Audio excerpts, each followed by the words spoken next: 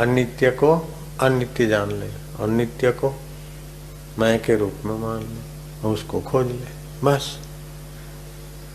पंडितों के लिए लंबा रास्ता है, शिष्यों के लिए गुरु एकदम शॉर्ट सार बता देते। हे राम जी, इसमें तुमको और कुछ यत्न नहीं करना लो, है।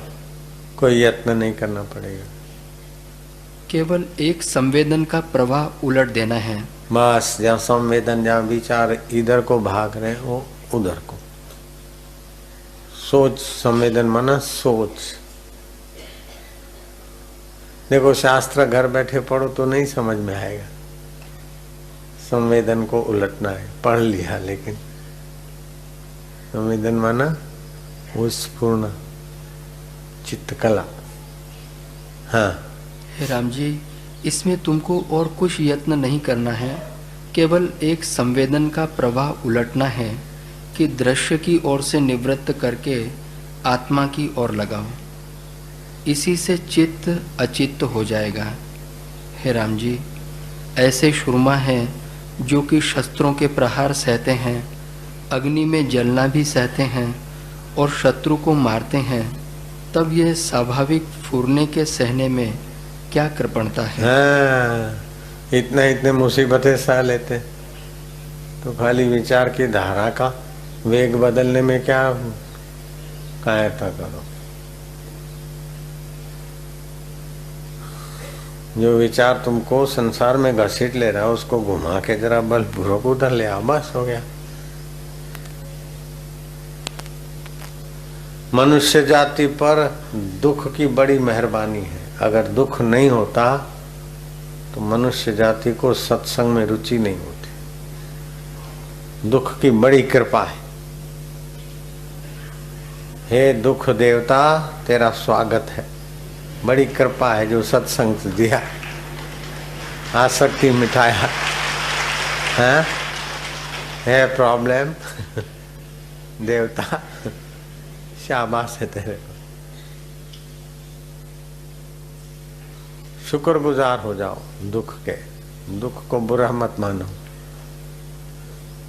जितना दुख से भला होता है उतना सुख से नहीं होता। सुख से तो आसक्ति बढ़ती और समय खराब होता है, दुख से तो आदमी सावधान और आसक्ति मिटती, सजाग रहता है। सुख के दिन तो जल्दी बीत जाते, लेकिन दुख के दिन देखो कैसा चिंतन होता। दुख में सुमरण सब कोई करे, सुख में करे न कोई। जो सुख में सुमरण करे तो इतना दुख काहे को। सुख में सुख स्वरूप का सुमरण।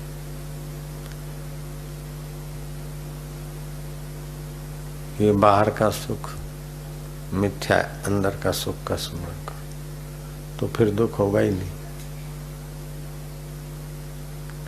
फिर दुख होगा ही नहीं, क्योंकि बाहर के सुख मिला फिर भी असली सुख का सुमरण है तो बाहर का सुख चला जाएगा तो दुख थोड़े होगा। अब मेरे पास इतने लोग आते हैं, समझो भी नहीं आएंगे तो मेरे को दुख नहीं होगा, क्योंकि मेरे पास असली सुख है।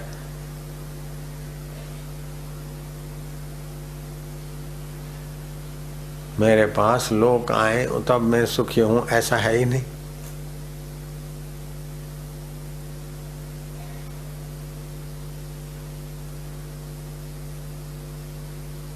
अपने सुख स्वरूप वो आत्म सुख नित्य है।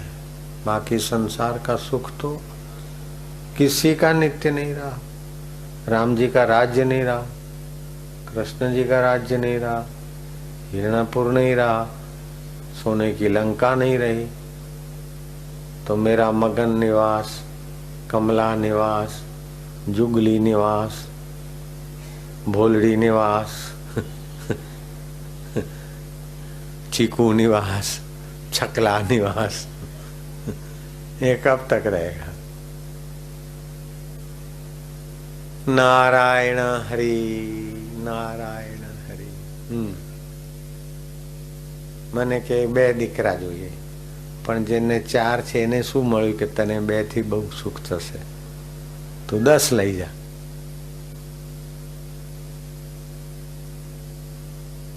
તો બા હે. હાજી, મારે ત્યાં 500 છોકરાઓ છે. લીંટ લૂસવી નહીં પડે અને એના કપડા બદલવા નહીં પડે. મારી પાસે 500 છોકરા છે, તું 10 લઈ જા. 2 છોકરાને તો ઉછેરવા પડે, એના કરતા 10 હાલું જા.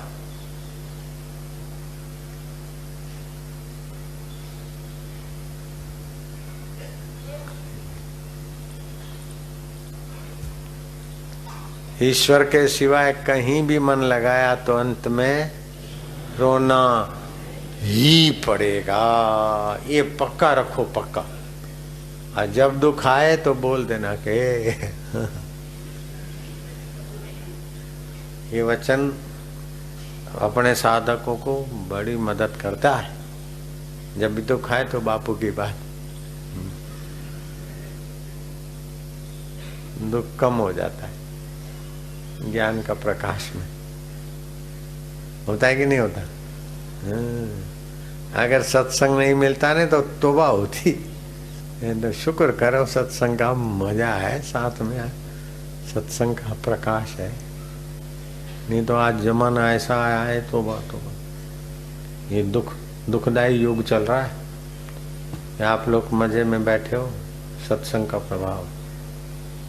अगर तुम्हारे जीवन में अभी सत्संग नहीं होता तो ये युग बहुत नीचा है, बहुत हल्का है, बहुत दुख देने वाला है.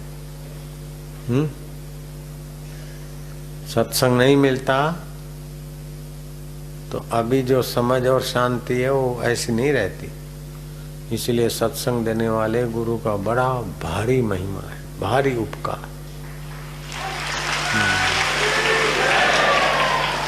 भगवान वशिष्ठ जी कहते हैं सत्संग देने वाले ज्ञानवान का बड़ा भारी उपकार है. हाँ जी. हे राम जी, जिसने भी सत्संग और सत्शास्त्रों का विचार त्यागा है और संसार के सम्मुख हुआ है, उसको यह अनर्थ रूप संसार दुख पर दुख ही देता है. जिसने सत्संग का और आत्मा का त्याग करके संसार के तरफ मुंह किया है, उसको ये अनर्थ रूपी संसार दुख पर दुख ही देता जाएगा. थोड़ा सुख भी मिला ने तो भी अहंकार बढ़ा देगा. तो निगुरे लोगों को तो संसार का सुख तो कैसा, कबीरा कुत्ते की दोस्ती 2 बाजू जंजाल, रीझे तो मुंह चाटे. अब कुत्ता मुंह चाटे तो क्या मिल जाएगा? कुत्ता अपना मुंह चाटे तो क्या मिल जाएगा? गंदी बात.